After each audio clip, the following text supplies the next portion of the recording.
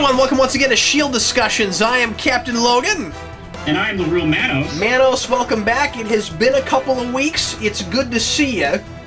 Good to see you, sir. We have super important S.H.I.E.L.D. business to attend to today, Manos, as huge, major, important bombshells were dropped into this one, and really excited to talk about it. Of course, as always, before that happens, we're going to talk a little bit about the last episode again, and I got to time travel back to 2 weeks ago, Manos, because it's been a little while, but we're going to answer a few questions and comments from the audience about last episode, A Fractured House, and the first one comes from Review King MB, who says, I dislike Hunter a lot as well. It has something to do with his character not being fully developed or interesting, but also more to do with him being on the show is now taking away screen time from Triplet or even Mac, who is one of the more interesting new characters.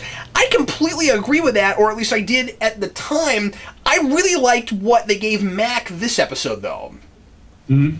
So it does look like they're starting to try to juggle that a little bit, maybe a little bit better. But as time moves on, we'll talk about this. It's going to be interesting to see what happens with some of these maybe extraneous, maybe will become more major characters over time, because the Ward stuff sets up some things that makes me wonder just how many people are even going to make it out this season.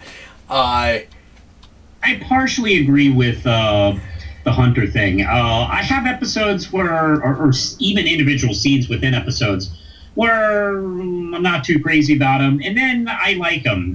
I mean, I'm really up and down on the character. Particularly for this episode, I particularly enjoyed his cowboy thing. Yeah, I thought that was really funny too. That was his one moment. Maybe he's better in small doses. I don't know. He's certainly not like Chris Tucker. Yeah, I mean he's certainly not. I mean I wouldn't go. Let's not go that far. I like he just overall as a character, like he's a guy that we can't really trust. He's clearly kind of all about himself. I don't see enough to latch onto that makes me really appreciate the guy yet. But every now and again they'll give him something really fun to do. So I'm liking his ex-wife certainly a great deal more. Let's see. We're getting a lot of this. Johnny5222, I think you guys are too harsh this season. I'm enjoying it and enjoying Hunter and Bobby together and their reactions. You guys are being too harsh. We're getting a lot of we're too tough on this season. Sorry, folks. I mean, it's just how we felt about it so far. I'm certainly laying a little bit farther back after this particular episode. We'll see more what direction things happen to go in. But just reacting and calling it like we see it, folks. If you don't agree, feel free not to, and feel free to continue leaving your comments about it. That's why we have critics. To discuss things. Yeah, exactly. But yeah, I mean, like if the Bobby Hunter stuff is working for you, that's fantastic. I haven't loved it yet. It seems really typical to me.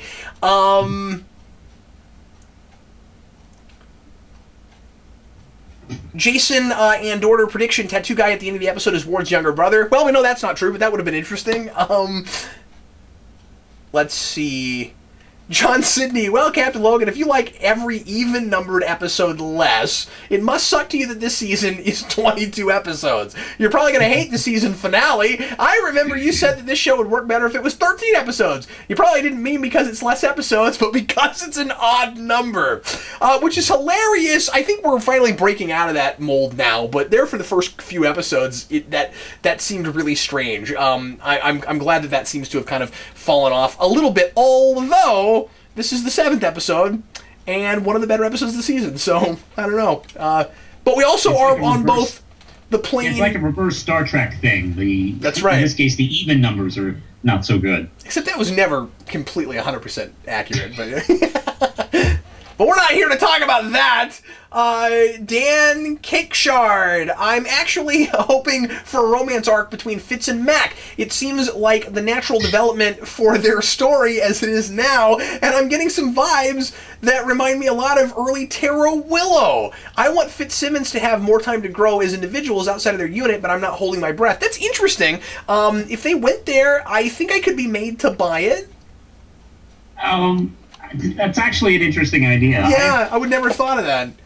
I haven't been paying too much close attention to fan reactions, so I don't know if fans are shipping these characters, and that's That's what the kids call it now, by the way, Logan. Is that what the kids are calling it now? Okay. Yeah, right. I don't know if anybody's shipping them yet, but I can actually see that. It would definitely be. I don't know if ABC will go in that direction. Although ABC has plenty of like characters like. I don't know. That would be first off, that would be like a great left turn because we had Fitz and Simmons, pretty much all set up and looking like a couple. And then we, Fitz and Mac. Well, I don't know. I could almost see it also as a way to keep playing with kind of the identity things that they've been doing with Fitz, and in connecting and in kind of paralleling him and the identity things going on with Coulson. Is Fitz still really the same person he was before? And if suddenly you had a sexual orientation shift, I could sort of see that. I didn't think about this in these terms.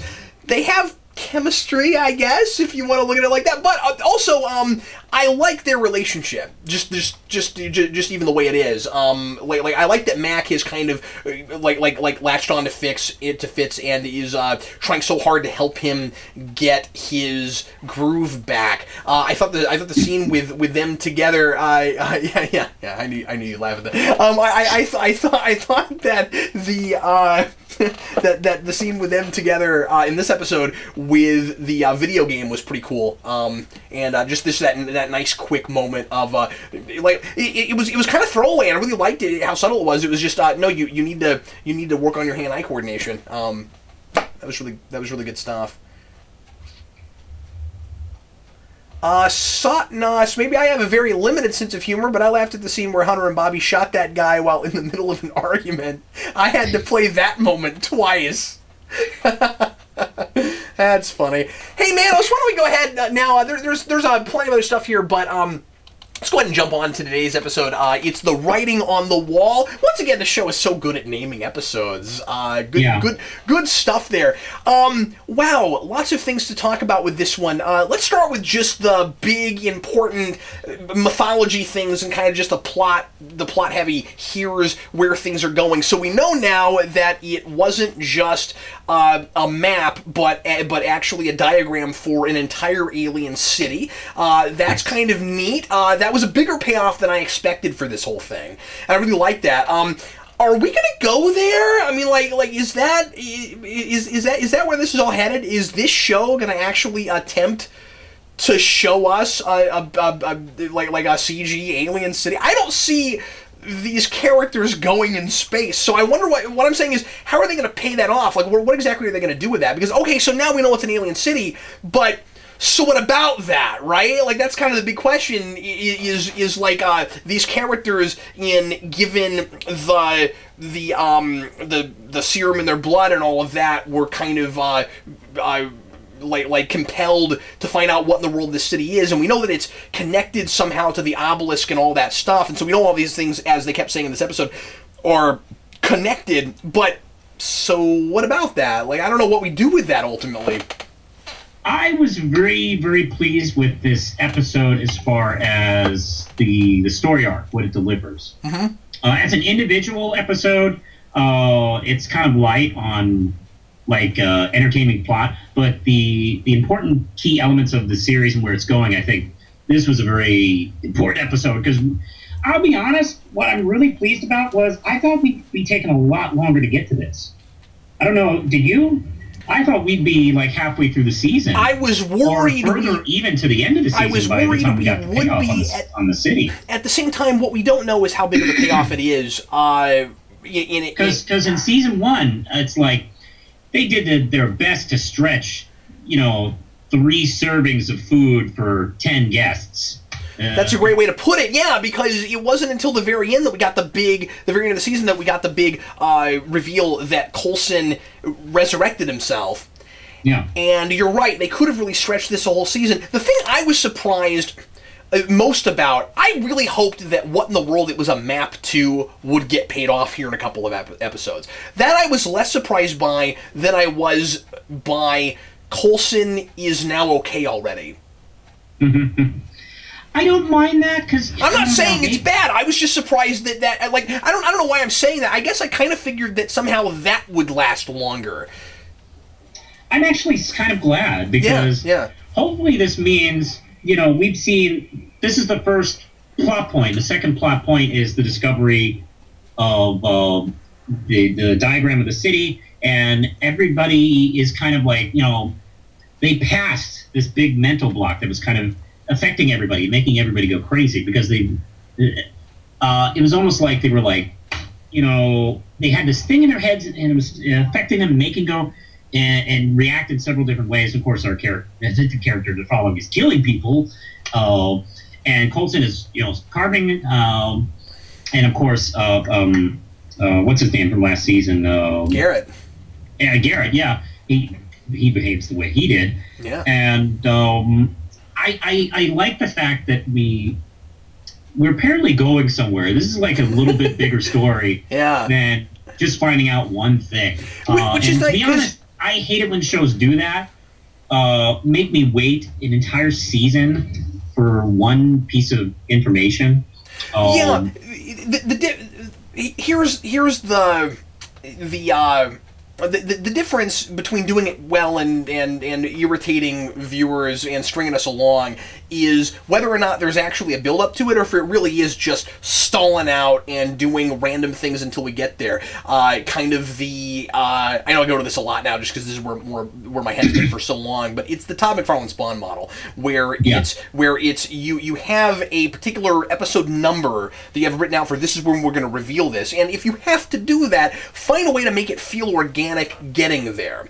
And this particular episode, I think, did that okay. I don't know if the season will overall with all the rest of it, but, up until this point, it really felt too much like we're going after this kind of generic artifact and everybody's trying to get their hands on it. Now that it's been fully confirmed that it's connected to the whole Tahiti thing, I'm more interested in the obelisk. And most of my criticisms of this episode, and I have few, are more criticisms of the way we led to stuff before this episode. And the big thing is simply, why was there no discussion? Why couldn't we find ways at all before this to continue to discuss the Tahiti thing and the identity questions with Coulson?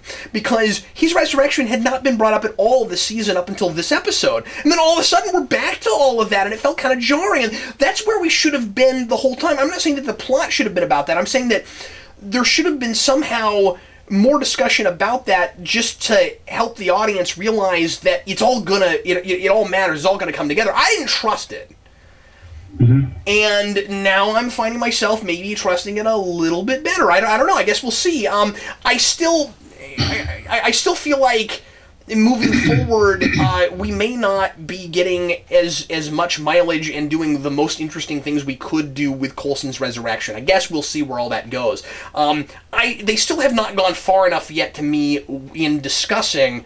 And part of the issue is I think that we just don't have enough kind of downtime where characters sit down and talk about the philosophy, which I feel like this show could use a little bit of that. I don't mean heavy-handed. I just mean, if I'm Coulson, I would be asking big questions, like kind of existential things, like, am I still Phil Coulson? And we've not discussed that kind of stuff enough for my taste.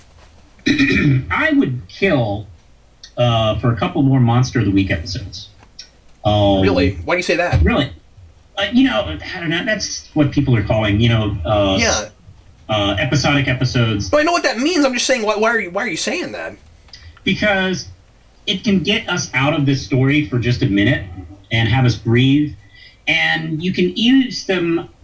You can use a story like that, a episodic story, to get your mind away from it, and also have the characters be examined. Yeah, you can. I've seen Buffy do this a lot. Yeah.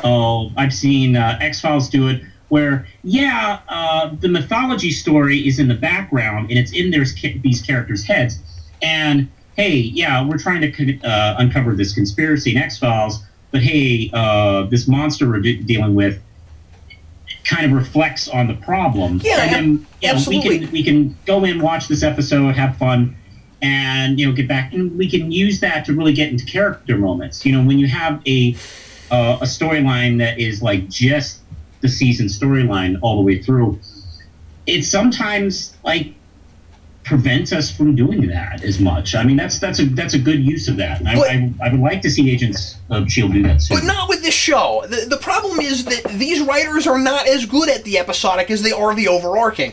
This is the opposite problem that I've had overall with this show versus Gotham. I'll go there for a second. Where Gotham, sometimes with its overarching story, I'm finding maybe it's getting too convoluted. I'm not sure yet. But like their one and done episodic shows, I thought were all really good. This show, complete opposite. Mm-hmm. They never go far enough with the character stuff with the one and dones. They often feel kind of throwaway. Not entirely. Last year when they did the Sith episode, that was pretty much one and done. That was marvelous. But they've not done nearly enough. This season has had already, I think, too many one and dones for the kind of stories that they've been telling in those, going back to kind of first season of really throwaway episodes that aren't doing near enough character building. So I'm with you if they write them better, but I feel like they get excited about the plot driven. And I don't want to say that's not fair to just say plot driven. I mean, there's some character stuff here. I'm just saying that they get more excited about the mythology stuff. So if that's the case, then they should tell a more mythology driven show. And as I've said, I'm a broken record. As I've said a lot of times, I feel like you take out the episodic stuff, you just make this a 13-episode season, and you let them just tell a story over that period like it's a mini-series, and I think it's a tighter show. What I'm saying is they need to get excited about those kinds of episodes, and most of the time they haven't been. Well, yeah, I mean, I agree. I mean, this the Sith episode is an example of what they should do. Yeah. And when I started getting really into last season and thought last season was great, it was when it got into 6 or 7 of episodes that created an overarching story, and there was nothing in between, and they were fantastic, and I had very few problems with it. These people want to write that kind of stuff. I don't know why they're not doing more of it. They're better at it. This should be just a serialized story right now, just the way they've been writing it. That's all I'm saying. When they interrupt themselves, I have not been able to get us into it. But I thought this episode was really good, and it's a mythology episode, of course. You know that's what they're good at, and it paid a lot of things off for the Coulson death thing. Let's go ahead and get more into that, shall we? What I think the scene I liked the most, I guess I should wait on that, but whatever. I really dug the scene where Coulson was having kind of his machine mind meld, and he had to transport himself back and try to figure out his memories. By the way, the line "I'm gonna have to torture it out of me," I thought was kind of weird and chilling, and then we go there, and it was disturbing, and I thought it was really, really well shot and well handled, and just like the horrors of trying to like bring people back from the dead, and this kind of irresponsible science and stuff. I think was really well handled there. Now you get to the end of the episode, and now we've figured out the map thing, and everybody that got resurrected is fine, and I'm wondering if we're going to have more consequences to that, or if just, okay, we really could resurrect people from the dead, and we got past that one hurdle, and now we're good. I hope not. I feel like there need to be continual consequences to doing something that extreme, and that's kind of, against the rules of nature. Unless they decide to flip it around and decide that it's somehow not really against the rules of nature. But so far they've really been playing that more as this was a thing that we shouldn't screw with. S.H.I.E.L.D. had too much hubris. S.H.I.E.L.D. Thought that they were so powerful that they could resurrect people from the dead, and that as long as it was for the greater good, that was the right thing to do. And these are some of the same people who did who did the Buffy episode about trying to resurrect Buffy's mom, which was absolutely horrifying, and how there are huge consequences to doing things like that. There are trade-offs to everything, and some things the pay what it costs is just too great. We can't do that. I kind of don't. I kind of want this show to stay with that because I think that's where it's been so far, and it makes sense. But that would make ultimately Coulson a really tragic character because he should not have been brought back. I really enjoyed the scene earlier where he's having that conversation with Skye, talking about the particular moment that was really chilling for me was where he was talking about how he was like maybe doing it. He was carving. He found himself carving like maybe twice a month, and once a week, then every day. I really enjoyed that conversation a lot between the two of them, where it helped that and the carving killer. Really did set the tone as far as where his mindset is, and we've been worried about him, but I found myself maybe just the way Clark Gregg really sold that scene is I just this has been a terrible, debilitating addiction that's now causing him a lot of emotional and maybe even physical pain. Really, I mean, he just goes off and sleep carves into a wall, and he doesn't know where it's going to take him. I mean, it could take him where the character. After all, he's been telling May, hey, if I go crazy, put a bullet in my head. Yeah. Lindsay and I have never had that conversation. So, just to let you know how bad it got. Look, I don't feel the need to talk about my home life on camera, Manos. I thought that there was maybe a little bit of a vibe of Coulson thinks that he deserves what's happening to him. And I think that's really sad. Like he clearly doesn't have a death wish. He clearly is wanting to fix things, but it's not for his own sake either. You were talking about that scene with Skye. I really like the end of that when she says, "How much sleep have you got?" And he says, "That's why we need to resolve this." He hasn't gotten any. But again, it's not for himself. He's got to fix this problem because he's the director. He knows he's a detriment, and I don't know. Maybe some of it is he knows that the team is better with him if he's normal. But I think eventually it also becomes I have to help these people that that my project resurrected and is hurting them. Like he already knows at that point that there's this guy going around targeting the Tahiti people, and he feels responsible, and he comes right out and says that this is my problem, I have to solve it, and that's why he's willing to go through the mind torture device thing to get his memories back, because he caused this. So I think I thought all that was really good. Again, I'm seeing him as kind of right now sort of a tragic character, and interested to see how ultimately they're going to play that with Fitz, because he's got that kind of damaged thing too, and I like that Fitz talked about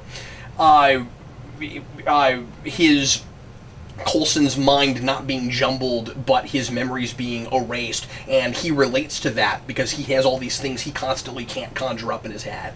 And now that we have already brought Coulson back to normal, I'm a little bit worried that doesn't go as far as it could. And it's kind of the same thing that I felt with Simmons, where when she was out in the field having to deal with Hydra, and then now she's back with Fitz, I was like, I just felt like having them separated for a long time would have done some really cool things with Fitz, and thought that it might be a missed opportunity. I'm just wondering, I'm hoping that we continue somehow pushing those ideas because they're there, but they shouldn't be done with them yet. Do you see what I'm saying? I wonder if the damage hasn't already been done between that relationship, where there has been this barrier that's already been caused. Much like with married couples, for instance. Oh yeah, sure. Some couples stay together even though, boom, that one incident or that series of incidents have damaged the relationship beyond repair, but they're still together for whatever reason. Yeah, it is interesting that Fitz and Simmons in this episode, something like that. Well, it is interesting that Fitz and Simmons in this episode are completely separate. They have no interaction with each other at all. Yeah. And I think that's a good point. I think even though she's back, I think the relationship is broken, and I think it's going to stay broken. Well, at least until the end of the season. I don't know if we're leading up to a story arc for that, but I think for the time being, I think for the at least for the next few episodes, it's going to remain broken. Yeah. I suppose we'll see. I suppose we should go ahead and talk now about the stuff with Ward. And that scene with her and with him and Mockingbird on the bus, I thought was really, really good. Like all the innuendo and subtext in that on a second viewing. This show does this a lot, where there'll be a thing that I won't. Like I'll watch a conversation and we'll get to the end of it and there's a reveal and I'm like, oh, that's really cool. Then I watch it again and I see all these nuances. That scene was incredibly nuanced, and I like that we're not just saying Ward is great at spy stuff. Ward is great at subterfuge. Ward is great at like noticing things other people don't. We get to see it in practice, and I thought all that was really intelligent. Yeah, I think the line, and I said it myself. Ward's way more interesting evil, but I think it goes a little bit more than that. Yeah, I think it's more complicated. Almost every scene he's had, especially this season, but almost every scene he's had since we discovered that he was Hydra. It really does feel like there is a subtext to everything he says and everything he does, and it often is up to us to interpret. Like that scene with Mockingbird on the bus, and or just any scene he's had, really, where you're wondering, like, is he trying to redeem himself, or what is he? Yeah, at this point, what is he up to? I like that we don't know. I think that's really cool, because we've had a few viewers say, no, I can see Ward being redeemed. I can see bringing him back into the fold. They seem to be, the show seems to be going out of its way to remind us that for every good thing he does to help out S.H.I.E.L.D., he does something evil to get there. He kills people, he hurts people, and he's still like doing things to try to help out the team. I don't know if it's redemption, if it's a road of redemption, and if it is, it's a twisted one. It's a perverted one. He looks at it that way, but we won't be able to. Is it all for Skye? Is it just because he is in love with her? I hope it's more than that. Or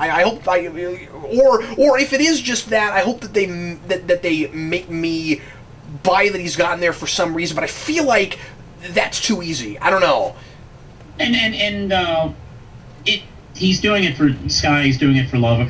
And is it love that's wanted? Is it kind of a stalkerish kind of love that we're talking about for what Skye? What does she represent for him? Go ahead. What I'm hoping where this is going, is that you're right. I think in his mind he's doing redemption. But maybe he is going to. I'm hoping he is like in between Hydra and S.H.I.E.L.D., where he's not really particularly good or evil. He's just so morally messed up and ambiguous at this point. Even if he thinks he's doing right, he's not really. He wouldn't be on my team. Yeah. I'm just interested to see what exactly he's doing, because I was not completely surprised when we got to the end of the episode and he was not actually joining back up with Hydra. That did not surprise me. I kind of thought they might go there, but he is in doing what he's doing. He's willing to pick off Coulson's agents if that's what it takes. And what's he doing? I want to talk about that because I kind of think that we've got some expendable people in the show right now. We're going to lose a few people in the show. I think it's going to happen. I don't know who, but I think my instincts tell me that Ward is going to be responsible for some of that for some reason. And yet, like he's gift wrapped that guy for Coulson and all of that, but we don't know exactly what his track is right now. If Coulson's people keep following him, they're not gonna make it. I'll say that for predictions, but I'm hoping that they just for the sake of good dramatic viewing, I hope that they make me really like some of these people before they kill them. But then I'm saying that, and then when it happens, I'm going to go, well, why couldn't we have done that for a long time? Before that, but I don't know. Like, I don't want to see Triplet die. I like that guy. I wish we were doing more with him. I feel like Mac in this episode all of a sudden is like really elevating his importance, not just in what he's doing with Fitz, but I like that he's the guy who's saying, "This is nuts. I didn't sign up for this. What in the world are we doing? Like resurrecting people and like mind probes and like no, that's too much." I loved when he was like, "We've got to disconnect Coulson, get him out of there. What in the world are we doing?" He has a very different way of looking at things than I think a lot of the SHIELD agents who have more of an ends justifies the means kind of thing. I think that he is, in some ways, what Coulson used to be. Mm-hmm. Mm-hmm. I am, as far as characters who might get offed, I'll be honest, I'm a little worried for Triplet, frankly. Because he hasn't had much to do this season, and that to me does not spell great. Well, I was going to say this, but if we're going to go there, I think that there was possibly a tip-off here that Mac is the guy who's about to bite the bullet. That's actually a good theory too. If he's a guy who can help bring Fitz back, that would be a pretty bad person to kill off. It would. Because that would cause a big... Especially if over a couple, 3-4 more episodes, they continued to bond even farther, and Fitz started to rely on him a lot. There's been a slow build with them, and I could really see him becoming Fitz's lifeline a lot more, and then suddenly he's gone, and Fitz once again has lost this person who he depends on, and I think that's maybe one of the things that we're the big thing we're saying with Fitz is that he's never been enough of a complete person on his own. And we have this almost physical incompleteness with him right now with what's going on with him mentally. Yeah, I don't know, but I just feel like Mac pushing so hard against where we are suddenly in this episode made me think that he might they might end up taking him out. Yeah, and I don't know. I still don't trust Hunter. Well, of course. I mean, you're not supposed to. Yeah. Yeah, I know. I know. He's supposed to be more exciting that way because we don't know if we should trust him. But See, I guess part of the reason why some people haven't really taken to the character is we're promised this very hilarious kind of cynical, smart-mouthy kind of character we might not be able to trust, who's kind of dangerous, but he hasn't really delivered on that excitement so far. I mean, there are times, and I've even mentioned scenes that I like him in. And then there are scenes where it's just like, yeah. So yeah, I'm watching that guy. But I kind of feel like he has all but come out a lot of the time and said, yeah, I'm not trustworthy. I'm just here for myself, Like I'll go whichever way the wind blows. Like he's basically wearing it on his forehead, Manos. I mean, like I don't think there's any mystery there. If he does come out as a villain at the end of the season, he won't be a villain, I don't think. But if he does, he will tell us like, "Hey, I told you all this time you shouldn't trust me." Yeah, I mean, what's wrong with you? Obviously, that was a stupid idea. Yeah. The whole idea of brains always have a backup file I latched onto when Fitz says that, and Matt grabs onto that and is like, wait, does that work with you too? We just at the end of this episode already got Coulson back to normal, where he was basically at the end of last season before he started doing all the writing. Are we gonna do that with Fitz next episode? The episode after? Is this a slow build to get us something closer back to the status quo we used to, at least with just where these characters are mentally? It made me kind of wonder if we're gonna. Again, I feel like that's a missed opportunity if we do that. I think that Fitz is really interesting in the place where he is right now, and if we just suddenly deflate that with now he's normal again, and like I said, I kind of feel that way a little bit with Coulson. I don't know, like we had this great moment where everybody, or this great long period in this episode where nobody can trust Coulson, and he's like, they're having to lock him up and stuff. And the end of the episode, it's I did all that for a good reason, and now I'm not writing anymore, and now I'm kind of back to normal. Like, I don't know if, I'm not saying that's a problem necessarily. I just hope that where we're going from here is as interesting as where it might have been had we stayed there for a while. Or perhaps an attempt is made to restore his brain and it goes wrong. Which would call back to the Tahib project and say, see, this is why we don't mess with people's brains, and make Fitz, yeah, you're right, and make Fitz the next casualty of this kind of experimentation. Yeah, this kind of forbidden experimentation. That's where I would take it. But again, I'm not trusting the show this season to go to the really interesting places like that. I hope I can. There's a lot of super interesting in this episode. I think we've talked about a lot of it. But then I got to the end and I was like, I can't decide yet if some of it's not too easy. I don't know yet. I don't know. Yeah, we'll see. My review is I don't know. I'm sorry, what? It's fun speculating. Yeah, precisely. This was the roughest episode of the show by far. So far, I mean, this was touted up at the beginning by Whedon, especially as being kind of a family show. I don't think I ever expected to see a guy walk up to Coulson and just start slashing him, or dead people with carvings in their backs. I mean, that's pretty brutal. I didn't see that in Captain America: First Avenger. And again, I'm not criticizing that it's doing that. It was a surprise, though. It was a little dark. This was the dark. It was pretty dark. It was pretty dark subject matter in this episode. One of the things I'm hoping that they really run with, one of the ideas here, and I don't know how to read it yet, so I'm not going to try to provide a lot of analysis for this yet, but let's just put a pin in this. I think it's interesting that you can, like, bring back things in your mind, in your past, in your memory, that you have buried through pain. I thought that was really interesting. That like the way this guy manages to keep his identity intact while everybody else gets erased is by constantly harming himself. And that that pain somehow is a way to keep you who you were.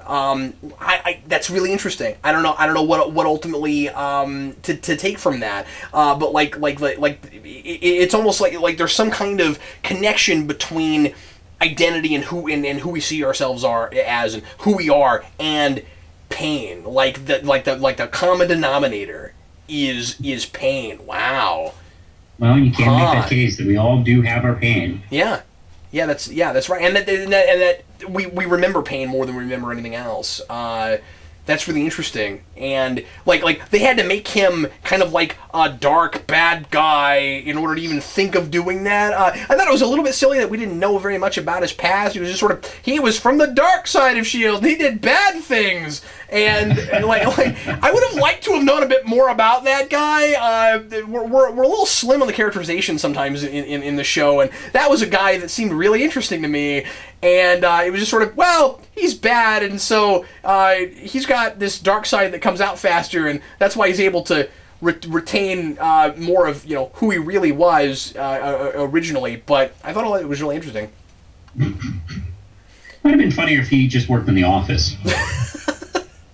He worked on TSS reports. Woo! He worked in the dark side of the office. We unplugged the electricity years ago. He kept eating my Activia out of the fridge.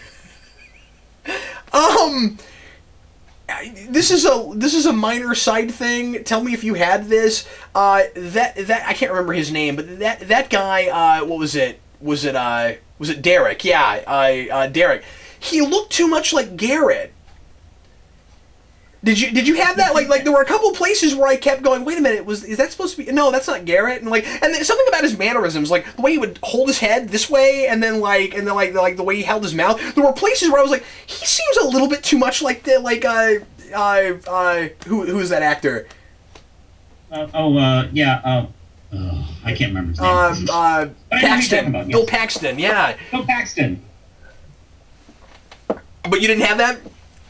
I did have that. Oh, okay. All right. That's actually, no, you're not crazy. I think that was, I don't know if that was intentional. I don't know if it was either. I just thought it was kind of weird. It's not a problem. Purposely but I had the guy, and they said, "Hey, do some Bill Paxton things." Yeah, I don't know. Watch this video of Weird Science and just do that. Yeah, they didn't make any direct parallels between them. There wasn't anything like this guy's a lot like Garrett, and that's what they have in common. And like here's why these guys would have been able to retain their original identities when everybody else got erased. Like somehow being bad makes it easier to not get changed. I didn't feel like there was anything there really with the Garrett thing, but whatever. I was curious. Bad is good. The other thing I wanted to throw out real quick before we go to best moment, worst moment is okay. So is the whole Tahiti is a magical place thing? Is that a foreshadowing to this like magical city, or is it that the whole magical place thing was somehow built into the alien thing itself and not the Tahiti project? I'm not sure what that was because a magical place was written on one of the paintings with the city, and it made me wonder, okay, are we just doing kind of a clever thing where it's like that was foreshadowing it and she made this connection, or is the magical place thing actually about the city? I don't know. It could. I mean, right now it could go either way. Yeah, I don't know. I was just curious about it. That's actually a good question. I've wondered that too in the last day about the episode. Maybe a little early. Yeah. It could either be just it was just something cool we thought of. Yeah. Or will we ever know? No, I don't think so. I think everything's mattering. So okay. Possibly. I think you might be onto something. Well, let's go on to best moment, worst moment. Oh, good. I'm glad. I'm glad I'm not crazy. I'm glad you're not going to have to hook me up to a machine where I'm like, no, stop! Manos, what was your favorite episode? What was your favorite moment for this episode? It's got to be the reveal. That was pretty exciting. We've been... like I mentioned, I thought we'd take forever to get to this, and we're here, and it feels relevant, and it feels like we just got a big boost of energy for the plot. And may I make a prediction? Can I make a prediction, or are we saving prediction? I'll save a prediction. Yeah, we have a whole segment for that, but whatever. I'll wait until we get to that segment. Okay, so we'll all right. Something. Yeah, you can even, Manos, if you want to, you can even make up the theme song for that segment. That can be yours. You can have the theme song. Crap. Give me a second. Oh, okay. My favorite moment was, like I said earlier, he's leaving. He's going to go get his accordion or something. I don't know. I don't know what's happening. Wow. All right. Okay, I'm back. Oh boy. Whatever is about to happen, I just know I'm going to get copyright flagged. Anyway, my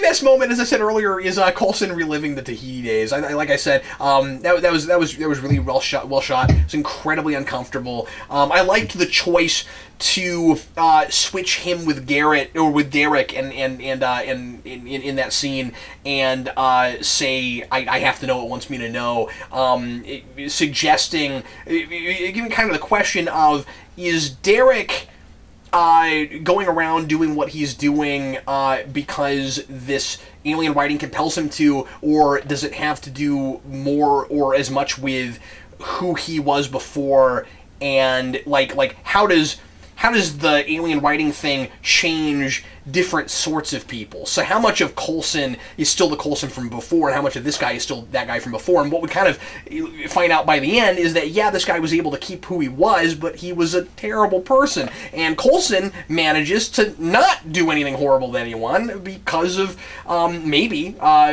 because human nature prevailed, and who he really was at the core kind of stuck around. Who knows? The big question that I constantly have running in my head through the show is this, and it's existential, is this Coulson the same Coulson? I didn't have a worse moment, Manos. I was pretty okay with everything. I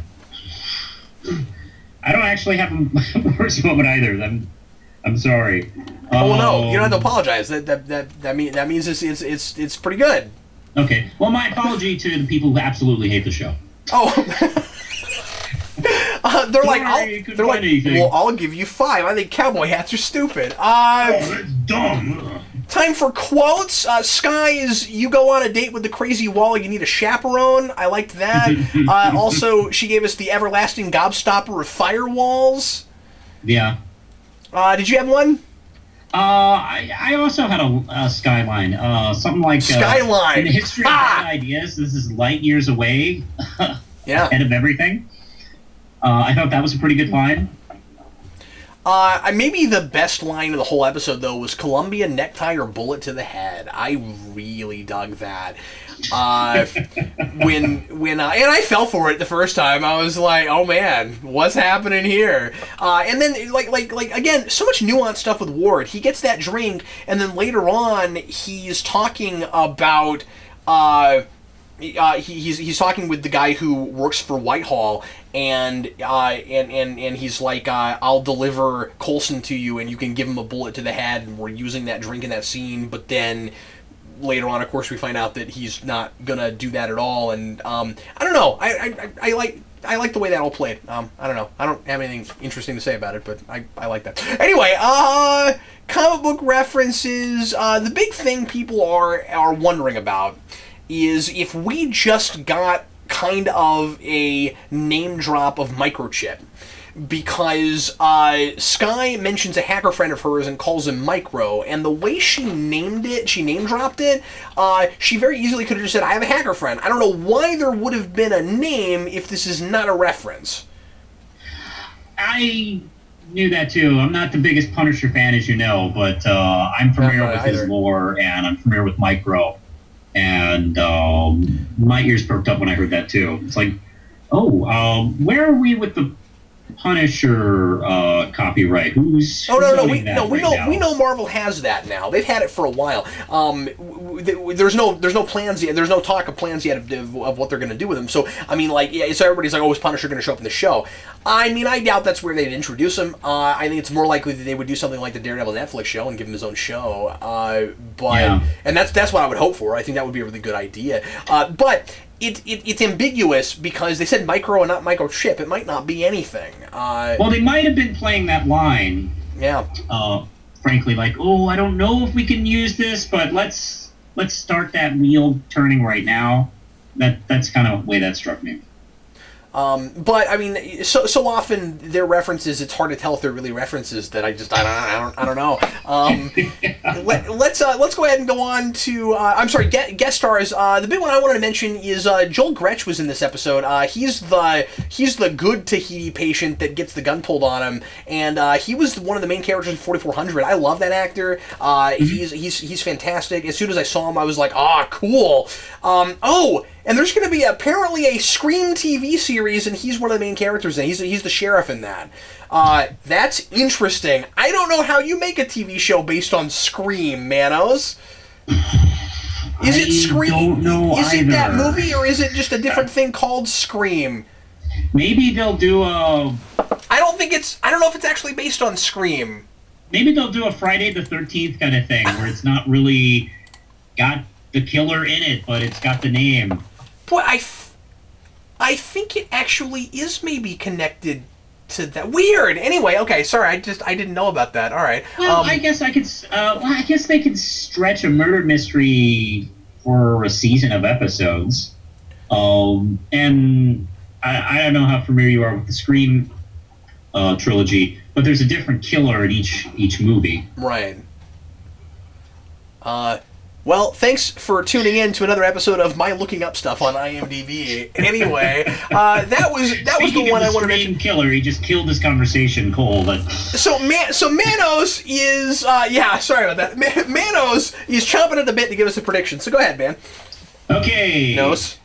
Prediction. He did grab his accordion. No way. Okay, so when you walked off, I was like, he's grabbing his accordion. You had an accordion. That was your prediction, and you were right. Good Lord. Wow. I don't know why I don't go to horse races, Manos. Wow. Okay, anyway, nothing has blown my mind this week. Like I said accordion, and you brought over an accordion. Anyway, I'm sorry, what is your prediction?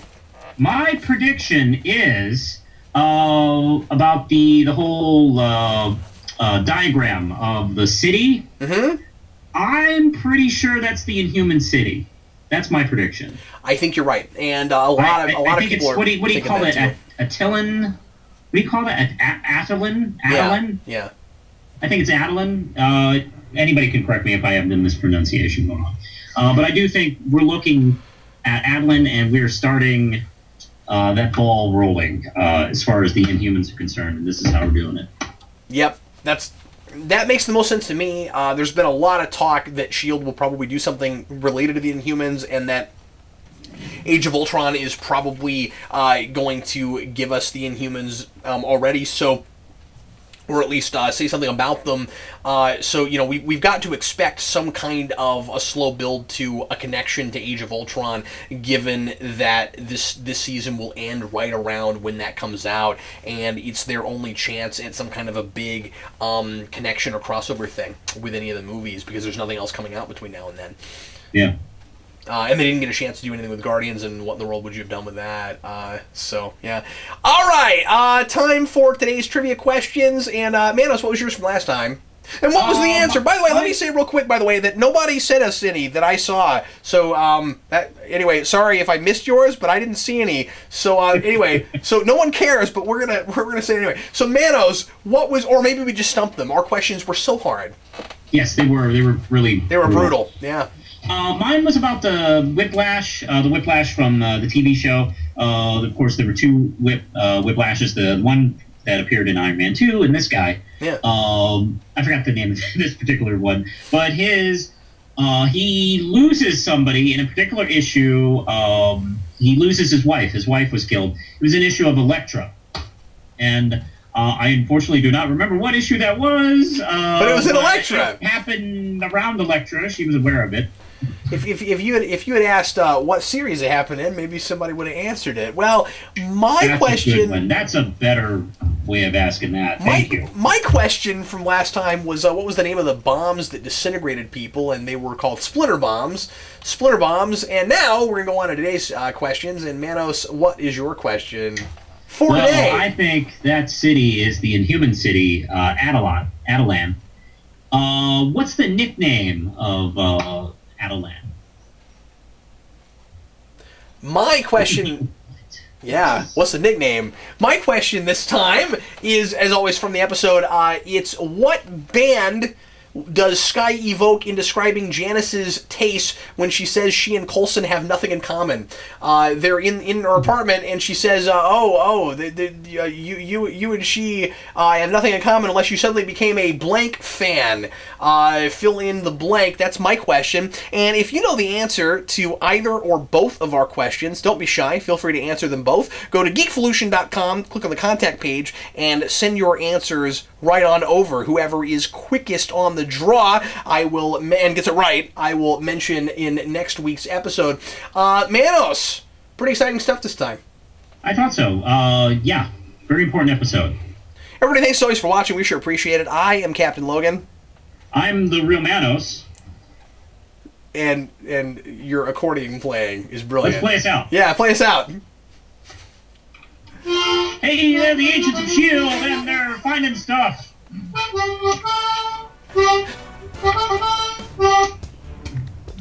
That's what I got.